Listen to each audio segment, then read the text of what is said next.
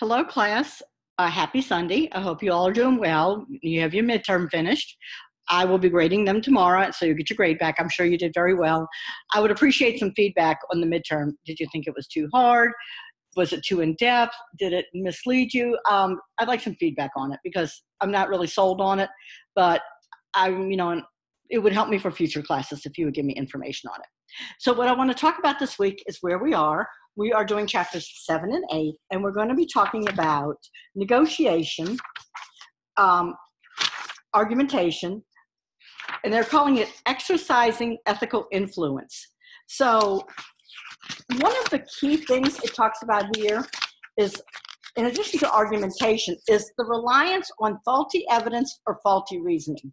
And when you have an ethics class or a critical thinking class, one of the key things that happen is people argue with the slippery slope, or they make a false analogy where things are not the same. And you hear this in every political speech,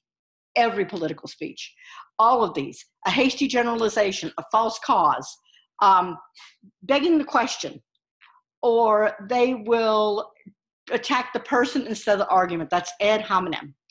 So instead of saying, I disagree with your stand on how to deal with the homeless, they'll say, well, you're just a liberal and you don't know what you're talking about. That's an ad hominem argument. And you hear it all the time. All you have to do is turn on any news network and you're going to hear these faulty arguments. Appeal to tradition, we've always done it this way, or the straw man argument, where you look at a weakened version of the opponent's argument. And we tend to make generalizations. When you see an argument that starts off with, and there is a Christian blogger who does this, many women, most women, many men, most men, that is a false argument and it is unsubstantiated. So be careful that you never start an argument with many or most, or even all, because let me give you a simple statement argument. All dogs have 4 legs. Do all dogs have 4 legs?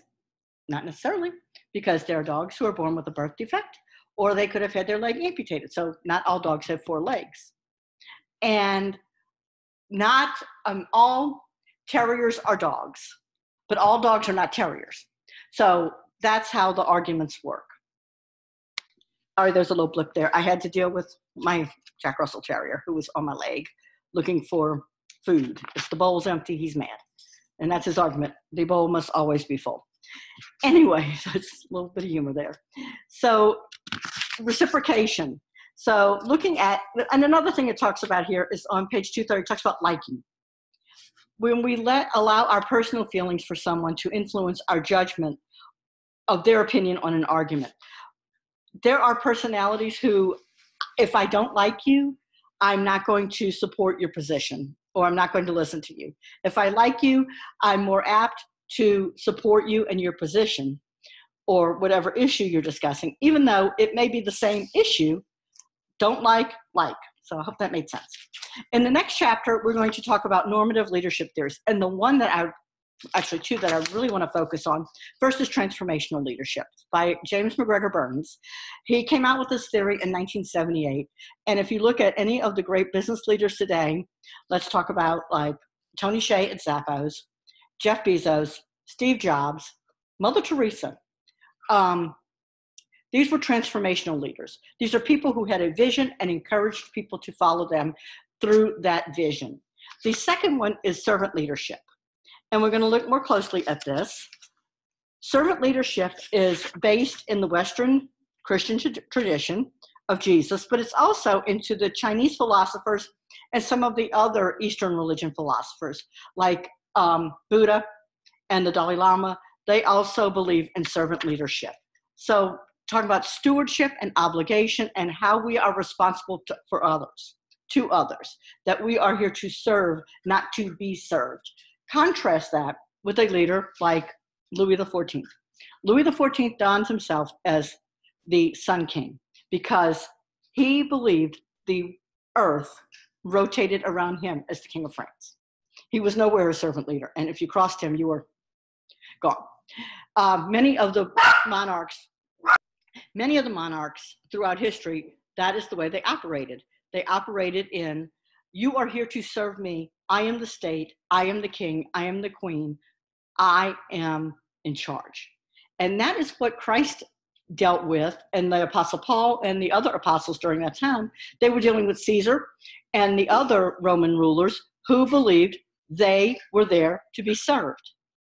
And so Christianity turned everything upside down, and even the priests were there believing that they were there to be served.